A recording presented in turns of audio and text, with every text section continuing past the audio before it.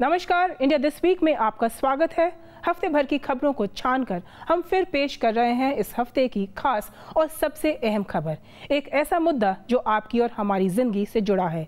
आपका कंप्यूटर, आपका फ़ोन, आपका इंटरनेट और आपका डेटा, जिसके बगैर आपकी और हमारी ज़िंदगी थम सकती है। जी हाँ, हम बात कर रहे हैं साइबर अटैक की, जिसे दुनिया का सबसे बड़ा रैंसमवेयर अटैक माना जा रहा है। हम रैंसमवेयर अटैक की बात तो करेंगे ही, लेकिन सबसे पहले हमारी एक्सक्लूसिव खबर की हम बात करते हैं। क्या आपको मालूम है कि हमारे देश के नेवी और आर्मी चीफ के ऑफिसर्स का डेटा हैक हो चुका है।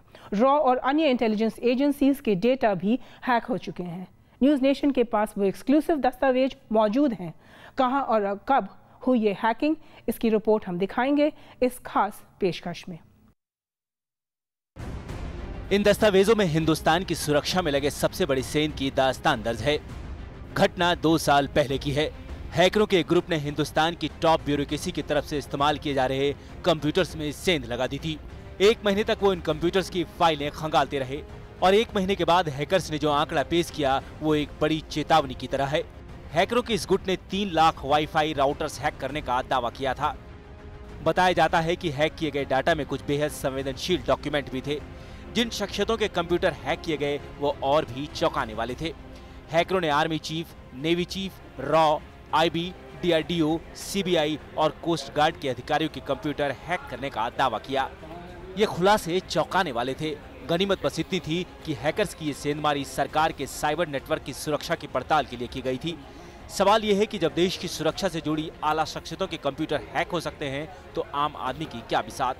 नेशनल सिक्योरिटी काउंसिल की तरफ से सरकार को एक और रिपोर्ट पेश की गई और इस रिपोर्ट में एक और चौंकाने वाला खुलासा किया गया। पहले भी 3 लाख राउटर्स हैक किए जा चुके थे। कंप्यूटर्स के डेटा विदेश के सर्वर में ट्रांसफर हो रहे थे। न्यूज़ नेशन के पास उस रिपोर्ट की एक कॉपी भी है। जी हाँ, हम बात कर रहे हैं इस एक्सक्लूसिव रिपोर्ट की जो न्यूज़ नेशन के पास है। ये रिपोर्ट यूपीए सरकार को 2014 में दी गई थी। इस रिपोर्ट में क्लियरली लिखा है कि जो हमारे देश में सेंसिटिव कंप्यूटर्स हैं उनका डेटा रोग डीएनएस सर्वर्स में विदेशों में स्टोर करा जा रहा है। यानी कि हमारा जो डेटा है वो विदेशों में हमारे दुश्मन उसे स्टोर कर रहे हैं। अगर एक एग्जाम्पल मैं आपको दूं तो for example Indian coast guard जो पुराना किला पे उनका दफ्तर है उसका डेटा है वो डेनवर में स्टोर हो रहा है और कमांडिंग ऑफिसर का एक दफ्तर है वायु भवन में, उसका data San Jose United States में सेव हो रहा है। ये हालात 2014 के थे। इन हालातों में बहुत कुछ ज़्यादा बदलाव नहीं आया है। अटैक से बचने के लिए सिक्योर मोडम को इस्तेमाल करना चाहिए। पिछले साल इसी कारण नेवी चीफ का कंप्यूटर का राउटर बदला गया था, लेकिन बहुत सारे सिस्टम अभी भी ऐसे हैं जो पुराने ढर्रे पर चल रहे हैं। सरकार का कहना है कि कंप्यूटर एक दूसरे से जुड़े हुए नहीं हैं, इसीलिए ये सुरक्षित हैं। पर अगर ऐसी बात है तो ये दस्तावेज क्या कहते हैं? ये दस्तावेज क्लियरली कहते हैं कि ये जो डेटा है ये रोग सर्वर्स अब्रॉड ये जा रहा है, यानी कि ये जो हमारा डेटा है ये सुरक्षित नहीं है। सरकार की खुफिया और सुरक्षा एजेंसियां समय समय पर इस तरह के सर्वे कराती रहती हैं। आईबी ने सबसे पहले इस साल 2010 में सुरक्षा में सेंध की तफ्तीश की थी। सिक्योरिटी ऑडिट में 1 लाख कंप्यूटर्स की सुरक्षा पर सवाल उठाए गए थे। हैकिंग की वजह एमटीएनएल की तरफ से मुहैया करवाए गए सस्ते राउटर्स को बताया गया। चिंता की एक और बात है, एमटीएनएल के मोडेम ज्यादातर चीन से आते हैं और बताया जाता है कि मोडेम बनाते वक्त ही उनमें एक ऐसा सॉफ्टवेयर डाल दिया जाता है जिससे हमारी सुरक्षा प्रभावित होती है। हालांकि गृह मंत्रालय की कोशिश रही है कि चाइनीज कंपनीज जैसे हुआवाई और ZTE हैं उनके मोडेम भारत ना खरीदें, लेकिन इस कोशिश को अभी तक अंजाम नहीं दे पाए हैं। नेशनल सिक्योरिटी काउंसिल ने 2012 में सभी सरकारी संस्थानों को राउटर्स को अपडेट करने के लिए कहा था। सरकार का कहना है कि इन कंप्यूटर्स को इंटरनेट से कनेक्शन नहीं दिया गया है, यानी कि ये स्टैंड अलोन कंप्यूटर्स हैं। ऐसा है तो इनका डेटा विदेशों में लगे कंप्यूटर्स में कैसे जा रहा है? यही नहीं, आपको ये जानकर हैरानी होगी कि जब 2013 में पूर्व प्रधानमंत्री मनमोहन सिंह बैंकॉक गए थे तो उनकी सुरक्षा में सेंध लग गई थी। प्राइम मिनिस्टर कहाँ जाएंगे, क्या रूट होगा, कौन से दरवाजे तक निकलेंगे, ये सारा डेटा, ये सारी जानकारी लीक हो गई थी। और ये ऐसा हुआ था क्योंकि एसपीजी के जो ईमेल्स हैं वो हैक हो गए थे। इस बात का खुलासा NTRO ने किया था और उन्होंने एसपीजी को ये बताया था एक ईमेल के द्वारा। सीरियस मामला है, आगे भी रहेगा और ये जितना डेटा लीक हो चुका है इसमें ये अगर डिनाइल करते रहेंगे तो ये आगे सीखेंगे नहीं। तो जितना भी ये मॉडेम द्वारा या राउटर्स द्वारा ये जो डेटा लीक हो जाता है या इन्होंने कुछ रोग मैलवेयर डाल के, एजेंट्स डाल के, रूट किट डाल के, रैट जिसे कहते हैं रूट एक्सेस टूल किट, अगर उससे ये डेटा मिलाते हैं और इस डेटा को ट्रेड करते हैं तो ये डेफिनेटली एक सीरियस बात है। हज़ारों अटैक्स हमारे यहाँ डेडिकेटेडली परफॉर्म किए जाते हैं। देयर आर एडवर्सरी कंट्रीज़ जो हज़ारों अटैक्स डेली डिटेक्टेड होते हैं, इनको हम लोग नोट करते हैं, ये डेली हमारे सिस्टम्स पे किए जाते हैं और ये सारे आप सोचें कि ये हज़ारों अटैक्स जो हैं ये रिपेल किए जाते हैं। वैसे देश में सबसे बड़ा साइबर अटैक हुआ था 2012 में, जब विदेश मंत्रालय, गृह मंत्रालय और DRDO के कंप्यूटर्स में सेंधमारी की कोशिश हुई थी। इस अटैक का सबसे खौफनाक पहलू ये था कि ITBP का कंप्यूटर हैक कर लिया गया था। जांच में हैकिंग का केंद्र उत्तर कोरिया बताया गया था। जानकारों के मुताबिक उत्तर कोरिया, चीन और पाकिस्तान साइबर आतंकवाद का केंद्र बनते जा रहे हैं। नॉर्थ कोरिया एक फॉल आउट नेशन है और नॉर्थ कोरिया के अंदर इन्होंने एक एक्सपर्टीज़ डेवलप कर रखी है जो सिर्फ यही काम करते हैं। और ऐसे माना जाता है कि चाइना इनको एक्सप्लॉइट करती है, करते चाइना है लेकिन एक्सप्लॉइट नॉर्थ कोरिया से करते हैं क्योंकि वो पहले से ही बदनाम देश है। तो बदनामी को नाम से क्या वास्ता, इसीलिए उनको ज़्यादा एक्सप्लॉइट किया जाता है क्योंकि वहाँ पे उनको काम कम है, उनको जो इंटरनेशनल जो उन्हें पैसा चाहिए वो उनके पास नहीं है। और अगर आप देखते हो तो पैसा रूट जो होता है इनकी बैंकिंग सिस्टम वो चाइना से ही होती है। अगर नॉर्थ कोरिया को पैसा जाता है तो आप डायरेक्टली पैसा दे नहीं सकते, वो चाइनीज़ बैंकिंग के मार्फत ही क्लियरेंस होता है। जानकारी के मुताबिक पाकिस्तान के पास तो साइबर हैकरों की फौज है जो हिंदुस्तान पर नजर बनाए रखते हैं। ऐसे में देश के संवेदनशील संस्थानों के कंप्यूटर्स को फुल प्रूफ बनाना एक बड़ी चुनौती बना हुआ है। दिल्ली से मीतू जैन के साथ टीम न्यूज़ नेशन। तो ये थी बात देश की सुरक्षा की, जहां तक हमारे कंप्यूटर्स का सवाल है। लेकिन हमारे कंप्यूटर्स की हमारी जिंदगी में कितनी अहमियत है ये तब पता चलता है जब WannaCry जैसे रैंसमवेयर भारत ही नहीं पूरी दुनिया में आतंक फैला देते हैं, जैसे पूरे इस हफ्ते रहा।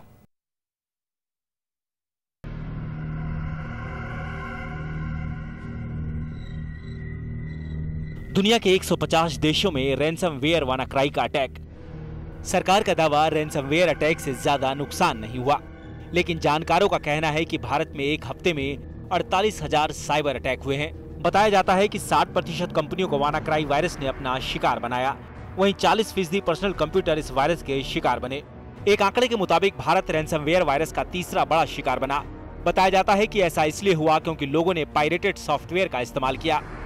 बताया जाता है कि माइक्रोसॉफ्ट की तरफ से WannaCry से जुड़ी चेतावनी अप्रैल में ही जारी की गई थी, लेकिन कंपनियां पायरेटेड सॉफ्टवेयर का इस्तेमाल करती रहीं। जानकारों के मुताबिक ये खुशकिस्मती है कि भारत में अटैक से ज्यादा नुकसान नहीं हुआ। भारत का जो डिफेंस है, साइबर स्पेस का डिफेंस है, उसे एक्सपोज करके रख दिया है। अगर आप वो ग्लोबल मैप पे देखते हो तो सबसे ज़्यादा डॉट्स आपको भारत देश वर्ष में दिखते हैं, जो नंबर 2 या नंबर 3 का अटैक माना जाता है। इससे हुआ कि अगर हम डिनाइल करते रहेंगे तो हम एक्सपोज हो चुके हैं कि हमारी खामियां क्या है। भारतवर्ष ऐसा हो चुका है जिसमें ज़्यादा पायरेटेड सॉफ्टवेयर यूज हो रहे हैं। अभी तक इस अटैक से कोई बड़ी घटना सामने नहीं आई है, लेकिन इसका मतलब ये नहीं कि भविष्य में किसी हमले के लिहाज से देश के सारे कंप्यूटर सुरक्षित हैं।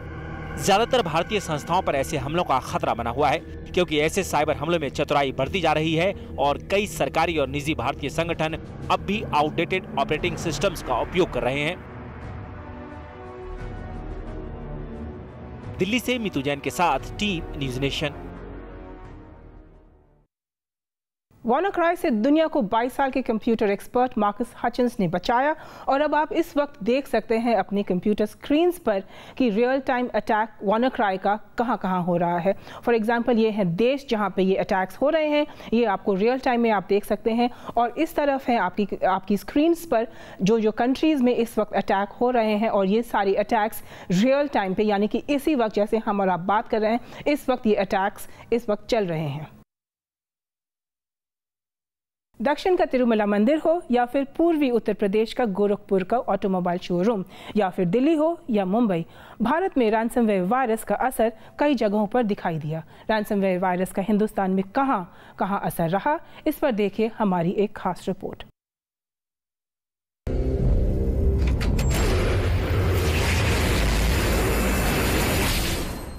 रैनसमवेयर ने अमेरिका से लेकर यूरोप और एशिया तक हाहाकार मचा दिया है।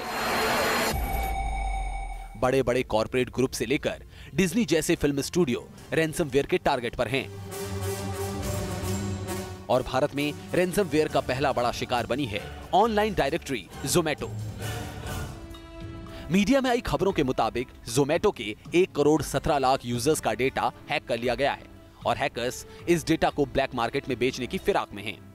ज़ोमैटो का डेटा लीक हुआ है। ये बेसिकली इनका जो एक वल्नरेबिलिटी थी, इनमें कुछ लूप होल्स था इनके वेबसाइट में, जो कुछ हैकर्स ने इन्हें पहले बताया था। जब भी इन हैकर्स का इन्होंने सुना नहीं, ज़ोमैटो ने सुना नहीं, तो उन्होंने ये डेटा चोरी करके लीक कर दिया उसे। ज़ोमैटो से डेटा हैक करना एक बड़े खतरे की तरफ इशारा कर रहा है। अगर ये डेटा ब्लैक मार्केट में बेचा गया तो ज़ोमैटो के यूजर्स के पासवर्ड, ईमेल और वो जानकारियां जो ज़ोमैटो पर रजिस्टर्ड हैं, वो सार्वजनिक हो जाएंगी। ज़ोमैटो की ही तरह रैनसमवेयर वायरस वानाक्राई ने आंध्र प्रदेश के बालाजी तिरुपति मंदिर के कंप्यूटर्स पर भी हमला बोल दिया है। मंदिर के संचालन में काम आने वाले 10 कंप्यूटर हैक कर लिए गए हैं। इसके बाद एहतियात बरतते हुए बाकी 20 कंप्यूटर्स पर काम रोक दिया गया है। तिरुमला तिरुपति देव संस्थानम अधिकारियों के मुताबिक जिन कंप्यूटर्स पर हमला हुआ है वो सभी ऑफिस एडमिनिस्ट्रेशन के काम में आते थे। बताया जाता है कि जिन कंप्यूटर्स का इस्तेमाल टिकट बेचने और श्रद्धालुओं की सेवा के काम में किया जाता है वो सभी रैनसमवेयर अटैक से दूर हैं। गनीमत ये रही कि हैक किए गए सिस्टम से हैकर्स को कोई अहम जानकारी हाथ नहीं लगी जिससे वो मंदिर प्रबंधन को ब्लैकमेल कर सके। मंदिर बोर्ड के अधिकारियों ने पुष्टि की है कि जिन सिस्टम्स पर अटैक हुआ है वो पुराने ऑपरेटिंग सिस्टम्स पर चल रहे थे। फिलहाल तिरुमला तिरुपति देव संस्थानम की आईटी विंग और टाटा कंसल्टेंसी सर्विसेज की टीम हालात पर नजर रखे हुए हैं और मंदिर में दर्शन का काम बिना किसी बाधा के जारी है। Team news nation. हम चर्चा कर रहे थे साइबर सिक्योरिटी और साइबर अटैक्स को लेके। जो रैनसमवेयर का साइबर अटैक भारत में अभी हुआ है वो सबसे बड़ा नहीं है। सबसे बड़ा साइबर अटैक भारत में हुआ था 2012 में, जब आईटीबीपी के कंप्यूटर्स पे अटैक करा गया था। इन सब मुद्दों पे बात करने के लिए हमारे साथ हैं मुक्तेश चंदर, जो देश के प्रथम साइबर सिक्योरिटी एक्सपर्ट्स में से माने जाते हैं और वो हैं इस वक्त director general of police Goa. Muktesh Chander ji, मेरा पहला सवाल आपसे ये है कि देखा जाए तो ये जो रैनसमवेयर का अटैक हुआ है, इससे देश में हर कोने में लोगों को पता चल गया है कि साइबर सिक्योरिटी जैसे नाम की कोई चीज़ होती है और रैनसमवेयर कोई चीज़ होती है, यानी कि हमें अपने कंप्यूटर्स को थोड़ा ध्यान से रखना चाहिए। एक साइबर सिक्योरिटी का एक मुद्दा पहली बार देश में सब तरफ फैला है। ये बात बिल्कुल सही है कि साइबर सिक्योरिटी को जो भी कंप्यूटर का इस्तेमाल करने वाले लोग हैं, चाहे वो इंडिविजुअल्स हैं, चाहे वो संस्थाएं हैं, ऑर्गेनाइजेशंस हैं या सरकार के डिपार्टमेंट्स हैं, सभी को साइबर सिक्योरिटी को बहुत ही सीरियसली लेना चाहिए।